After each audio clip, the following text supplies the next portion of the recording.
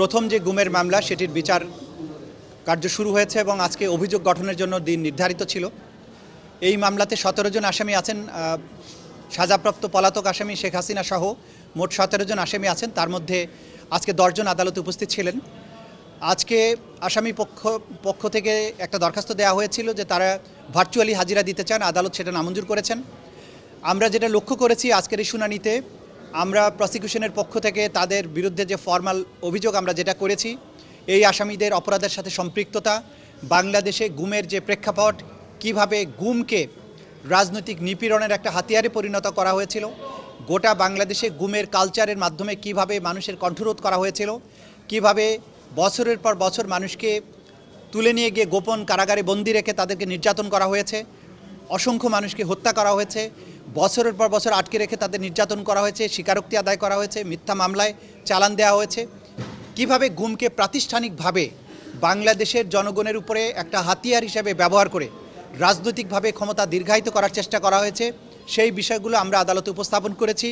একই সাথে রোম স্ট্যাটিউটে বর্ণিত যে অপরাধের যে সমস্ত এলিমেন্টস অফ ক্রাইমস, সেগুলো আমরা তুলে ধরেছি।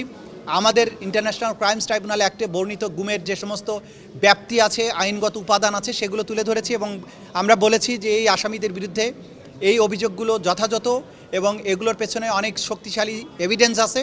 4টি কাউন্টে তাদের বিরুদ্ধে অভিযোগ আমরা আনয়ন করেছি, তাদের বিরুদ্ধে অভিযোগ গঠনের জন্য আমরা প্রার্থনা করেছি। আসামি পক্ষ থেকে আজকে অনেকগুলো ডিসচার্জ আবেদন করা হয়েছিল, সেগুলোর শুনানি তারা করেননি।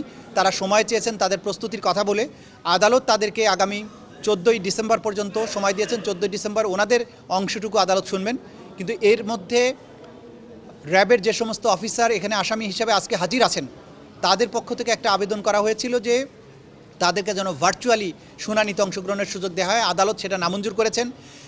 এই পিটিশনের শুনানির সময় আমরা লক্ষ্য করেছি যে আসামি পক্ষের আইনজীবীরা সেনাবাহিনীর সাথে এই বিচারকে মুখোমুখি করার একটা প্রচেষ্টা আমরা লক্ষ্য করেছি।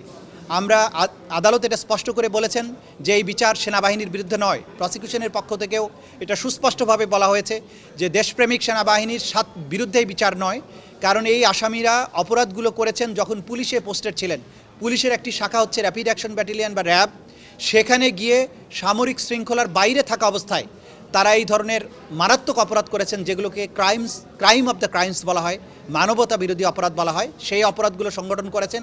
সুতরাং এই হাইপ তোলার চেষ্টা করা, যারা রাষ্ট্রের জন্য অনেক কিছু করে, সুতরাং তাদেরকে একটা স্পেশাল প্রিভিলেজ দিতে হবে, সেই প্রার্থনা আদালত নামঞ্জুর করেছেন। বলেছেন সকল নাগরিক আইনের দৃষ্টিতে সমান এবং তাদের বিরুদ্ধে যে অভিযোগগুলো আনা হয়েছে অসম্ভব রকমের গুরুতর, সবাইকে ইকুয়াল ট্রিটমেন্ট দেওয়া হবে।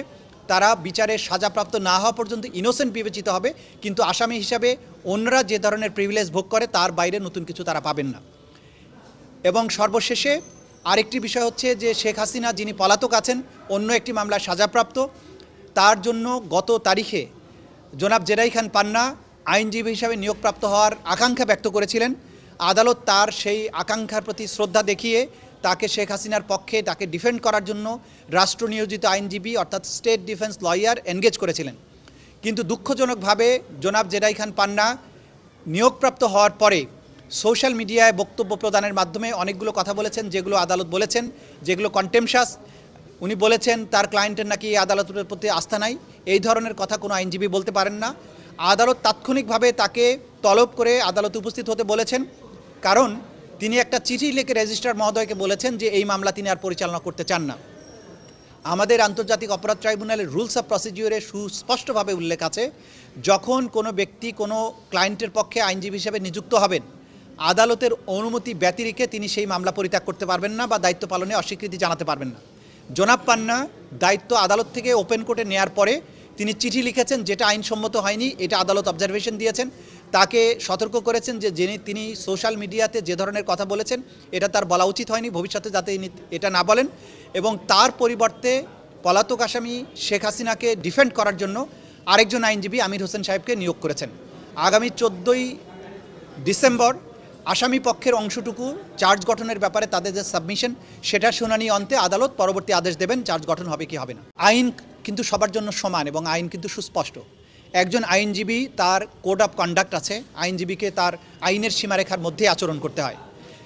আইনে বলা হয়েছে যদি কেউ আইনজীবী হিসেবে নিযুক্ত হন আদালতের অনুমতি ছাড়া, অর্থাৎ এই ট্রাইব্যুনালের অনুমতি ছাড়া সেই আইন মামলা তিনি পরিত্যাগ করতে পারবেন না। অথচ নিয়োগপ্রাপ্ত হওয়ার পরে তিনি পরিত্যাগ করলেন, তাও যথাযথ প্রক্রিয়ায় নয়, আদালতের কাছে আসলেন না, আদালতের কাছে কোনো প্রার্থনা জানালেন না, একটা চিঠি লিখলেন। এটা আইনসম্মত হয়নি, এটা আদালত অবজারভেশন দিয়েছেন। আদালত এইসব ব্যাপারে তাকে সতর্ক করেছেন, ভবিষ্যতে এটা না বলার জন্য বলেছেন। কিন্তু আমরা যেটা অবাক হয়েছি, তিনি এই নিয়ে তিনজনের ব্যাপারে, শেখ হাসিনার ব্যাপারে 2 বার তিনি নিজের থেকে আগ্রহ প্রকাশ করেছেন নিয়মের বাইরে গিয়ে, যে আমি স্টেট ডিফেন্স লয়ার হতে চাই। এটা বাংলাদেশে কোথাও কখনো শোনা যায়নি যে আদালতে গিয়ে কেউ বলে যে অমুক পলাতক আসামির পক্ষে আমি আইনজীবী হতে চাই।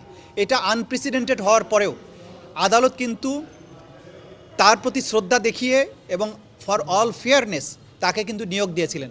আদালতের আদেশের প্রতি তিনি কিন্তু শ্রদ্ধা দেখাননি এবং তিনি অশ্রদ্ধামূলকভাবেই একটা চিঠি লিখেছিলেন, যেটা খুবই অনাকাঙ্ক্ষিত। এবং এরপরে তিনি বলেছেন, একদিকে তিনি বলছেন যে তিনি তার ক্লায়েন্টের আদালতের প্রতি আস্থা নাই, অন্যদিকে তিনি বলছেন আরেকজন আসামি ফজলুর রহমান, যার বিরুদ্ধে কন্টেম্প্ট প্রসিডিংস ড্র হয়েছে, তার ব্যাপারে উনি বলেছেন আমি ওনাকে ডিফেন্ড করতে চাই। অথচ আমরা জেনেছি জনাব ফজলুর রহমান সাহেব ওনাকে আইনজীবী হিসেবে নিয়োগ দেননি, তিনি আলাদা আইনজীবী নিয়োগ করে তিনি এখানে পিটিশন পাঠিয়েছেন। এবং এটা আপনাদেরকে আজকে জানিয়ে দেই, জনাব ফজলুর রহমান আনকন্ডিশনাল অ্যাপোলজি দিয়ে আদালতের কাছে ক্ষমা প্রার্থনা করেছেন। তিনি একটা পিটিশন জমা দিয়েছেন, সেটা হয়তো 8 তারিখেই শুনানি হবে। জনাব ফজলুর রহমান বলেছেন যা কিছু তিনি বলেছেন এটা ভুলে বলেছেন এবং তিনি আদালতের মার্সি চান, অ্যাপোলজি দিতে চান। অথচ জনাব পান্না সেই আসামিকেও ডিফেন্ড করার জন্য আগ্রহ প্রকাশ করেছেন। এটা আনপ্রেসিডেন্টেড। এই ধরনের কর্মকাণ্ড আসলে একজন আইনজীবী হিসেবে মানানসই না। আমরা আশা করব ভবিষ্যতে তিনি এই ধরনের কথা আর বলবেন না। টিএফআই সেলের ব্যাপারে আমরা ফর্মাল চার্জে বিস্তারিত বর্ণনা তুলে ধরেছি যে টিএফআই সেল হচ্ছে র্যাবের অসংখ্য বন্দিশালা বাংলাদেশের বিভিন্ন জায়গায় আছে। বিশেষ করে র্যাবের যতগুলো ব্যাটালিয়ন আছে, প্রত্যেকটা ব্যাটালিয়নের ভেতরেই একটা করে আলাদা বন্দিশালা, গোপন বন্দিশালা ছিল বা আছে।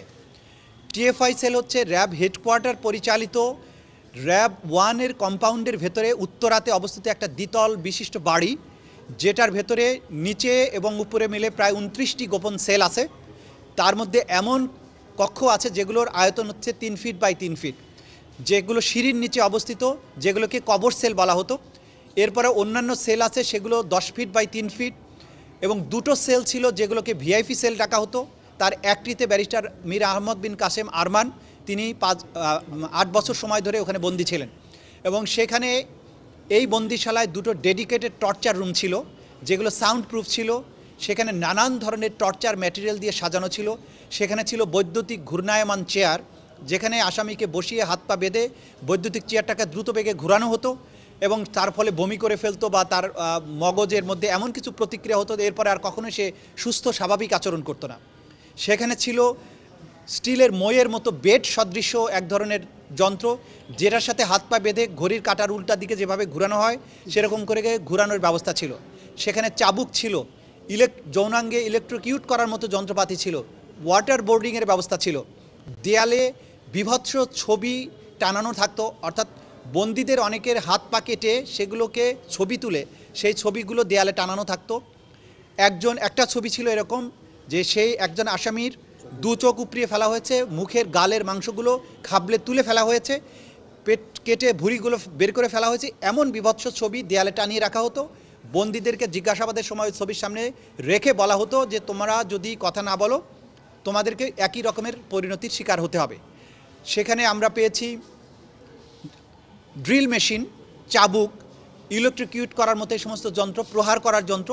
এই যে বিভৎস নারকীয় একটা ব্যবস্থা ছিল টিএফআই সেলে, সেই বর্ণনা আমাদের ফর্মাল চার্জে আমরা তুলে এনেছি। এবং সব কিছু দিয়ে এই আসামিদের বিরুদ্ধে যে একটা সুনির্দিষ্ট টাইম ফ্রেমের মধ্যে শুধুমাত্র 14 জন বন্দীকে তারা বিভিন্ন সময় এখানে আটক রেখেছিলেন, যারা জীবিত অবস্থায় ফেরত এসেছেন তাদের ব্যাপারেই আমরা আজকে অভিযোগ এনেছি। এর বাইরে যত আসামিকে এখানে নেওয়া হয়েছে, যারা কখনো ফিরে আসেনি, যাদের লাশ পাওয়া যায়নি, কোনো হোয়ার অ্যাবাউটস নেই, তাদের ব্যাপারে পৃথক তদন্ত চলছে। এই ব্যাপারে রিপোর্ট আসলে সেই ব্যাপারে আলাদাভাবে তদন্ত রিপোর্ট দাখিল করা হবে। এই 10 জন যারা আসছেন, মানে 11 জন সেনা কর্মকর্তা, তাদের সম্পৃক্ততার ব্যাপারে আপনি বলছিলেন যে কিভাবে ওইটাকে জাস্টিফাই করবেন। আরেকটা হচ্ছে আপনি 4টি যে চার্জের কথা বলেছেন, সেখানে 4টা চার্জই দেখছি যে শেখ আরমান, ব্যারিস্টার আরমান, ওনার নামটা আছে আর কি। তো আচ্ছা, এটা আমরা বলেছি, দেখেন একটা টাইম ফ্রেমে ব্যারিস্টার আরমান 8 বছর সময় ধরে ছিলেন, সুতরাং প্রত্যেক আসামির পিরিয়ডের মধ্যেই ব্যারিস্টার আরমান ছিলেন। সে কারণে সব আসামির অভিযোগের মধ্যেই ব্যারিস্টার আরমানকে গুম রাখার বিষয়টা এসছে। বাকিরা হয়তো শর্ট টাইমের জন্য ছিলেন, কেউ 2 বছর, কেউ 6 মাস, কেউ 3 বছর। এই সময়ের মধ্যে যে সমস্ত অফিসাররা, বিশেষ করে র্যাবের ডিজি, এডিজি অফস এবং ডাইরেক্টর ইন্টেলিজেন্স, এই 3 শ্রেণীর কর্মকর্তা যারা এই টিএফআই সেলটা মেনটেন করতেন, তাদেরকেই শুধুমাত্র এখানে আসামি শ্রেণীভুক্ত করা হয়েছে। ওনাদের সম্পৃক্ততাটা কিভাবে? এটা অফিসিয়াল ডকুমেন্ট থেকে প্রমাণিত, এটা সাক্ষীদের জবানবন্দির থেকে প্রমাণিত, এবং ওইখানে যে সমস্ত মানুষ দায়িত্ব পালন করেছেন, insider, outsider, victim, documentary evidence সব কিছু মিলিয়ে তাদের অভিযোগ, তাদের যে সম্পৃক্ততা, সেটা অকাট্যভাবে প্রমাণিত হবে, যেটা বিচার আমলে আমরা আপনাদেরকে দেখাবো। Thank you. আর্ট গ্যালারিটা এটা ভিন্ন জিনিস। জিআইসির যে ইন্টারোগেশন সেন্টার ছিল সেইটাকে আর্ট গ্যালারি বলা হতো, কিন্তু টিএফআই সেলের যেটা সেল, সেটাকে কখনো এটাকে হসপিটাল বলা হতো। এগুলো আমরা বলেছি, এগুলোর সময় যখন ট্রায়াল শুরু হবে, ক্রমান্বয়ে এই গোপন স্টোরিগুলো উন্মোচিত হতে থাকবে, তখন আপনাদেরকে আমরা জানিয়ে দেবো। Thank you.